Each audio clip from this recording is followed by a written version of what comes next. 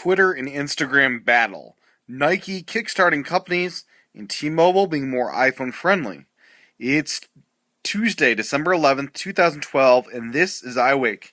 I'm Tim Chaten, and this is what's going on in the Apple world today. Good morning, everyone, and welcome to another edition of iWake. Well, what's going on in the world today? What is going on today? There's not a whole lot of news to talk about today. There is some. Before we get into that, though, I just want to share a little observation I had regarding Apple TV. So, I've made this discovery that basically volume control is a really awesome thing to have from your iPhone. And the Apple TV currently, if you control from the iOS app, does not let you control the volume. The only way you can do that is through AirPlay mirroring and you being able to control the volume on your Mac. Because the Mac does allow you to turn up and down the volume that is piped into the Apple TV. So what I've discovered is that for many people, including myself, who don't want to work with IR remotes and things like that, that in fact the streaming from a Mac to an Apple TV is actually more usable. So I have this app called Remote Pro. I can control my Mac that way. I can turn up and down the volume that way. I've got this app called iTunes Remote app from Apple that lets me stream content from iCloud directly to the Apple TV through AirPlay mirroring.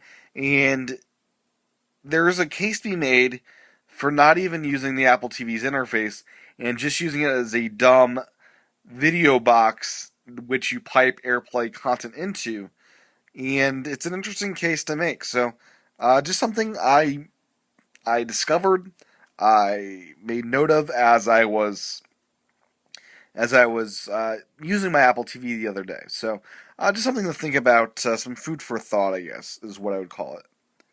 Next of the day is the battle between Instagram and Twitter. So first, Instagram yanks functionality out of Twitter's cards stack, where they're not able to show you the photo within the card's view. Now, what is going on is Twitter's rolling out image filters and image editing right into their iOS app and their Android app. This is coming out today or last night. I still have not received the update, but the official Twitter blog says that you'll have image effects, and this is all built by the Avery company, and this includes 8 different filters: vignette, black and white, warm, cool, vintage, cinematic, happy and gritty, and it's very Instagram-like. So this is now a thing. Twitter is full out trying to attack Instagram in this way, and this will be a fun battle to see how it turns out. While that happened, Instagram had their own things to say about this. They have this new app update for iOS, and what does it do? Well, we've got a new filter. That's fairly big news. That it's called Willow, and you got that going for it. What else is added into this app? Well, couple of things. Foursquare is truly integrated into this app for the first time. That it's always been there, but now it's there for real, I should say, is the way to put that. That it's always been a thing, but now it's being integrated in a way that is more native to the app, that feels more at home, and it's definitely a cool thing for sure. Now, as I pull up the release notes, I can give you what they say here. Basically, the new filter of Willow. You're able to take photos faster with this update, improve quality of the tilt shift, and scroll infinitely on user profiles and other grid views. So infinite scrolling. A Foursquare button on location pages that opens the Foursquare app or the Foursquare mobile website with details about the venue. So lots of cool things in this update for sure. And I'm curious to see how this fight will turn out. Next up today is T-Mobile. They have announced coverage for the iPhone, the HSPA Plus data network in Atlanta, Seattle, and Minneapolis areas. So now people in those areas are able to access fast data from the T-Mobile network. So if you're in those areas, congrats. This is, I think, pretty cool news, pretty big news, and significant. So next up today is that of Nike. Nike is now funding 10 companies. They will host 10 companies to develop products using Nike Plus and will guide them through development using Nike Plus API and SDK. $20,000 in seed money and facilities for this project per company, it sounds like, as well as mentoring among Nike's executive staff and outside companies, including Twitter, Facebook, Spotify, and Foursquare. The program runs March through June in Portland, Oregon, and product demonstrations as a result of this will be showcased in June. And applications are now being accepted through February 3rd. A link to where you can apply to this is in the show notes. So if you are so inclined, if you are a company that wants to do this, now is the time to apply.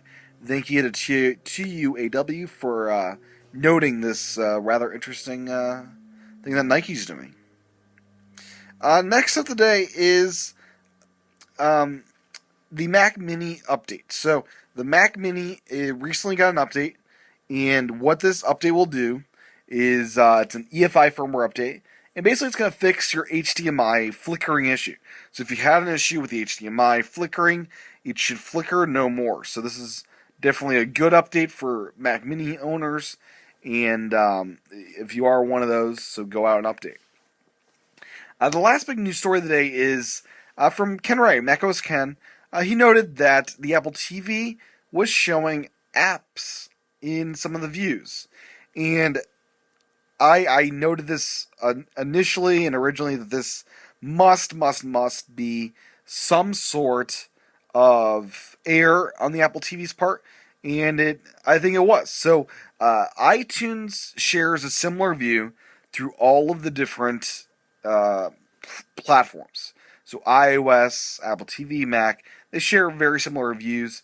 And in this case, it seems that a movie and app view kind of crossed paths, and that this is what caused this merging of the two platforms, with apps being shown on the Apple TV. There was no ability to actually use any apps on the Apple TV, but it was kind of a hinting at what could come if an update came out. So no big news there, just something to mention. And with that, that'll do us for today's episode of iWake again. Or just iWake, I'm sorry. Back tomorrow for another edition of iWake. Hopefully the news will pick up. It's December, a month that news traditionally slows down. So hopefully there'll be stuff to talk about tomorrow. And with that said, thank you for tuning in to today's episode of iWake. You can find the show notes at iWakePodcast.com. You can subscribe to iWake again, that I just mentioned, at iWakePodcast.com/again. And you can catch my YouTube videos at youtube.com/TCHATEN. And that's where you will find video versions of iWake and much more. I just did a new batch of Jetpack Joyride videos, and those are all available now over on my YouTube channel, youtube.com/TCHATEN. Thanks for tuning in. I'll talk to everyone again tomorrow.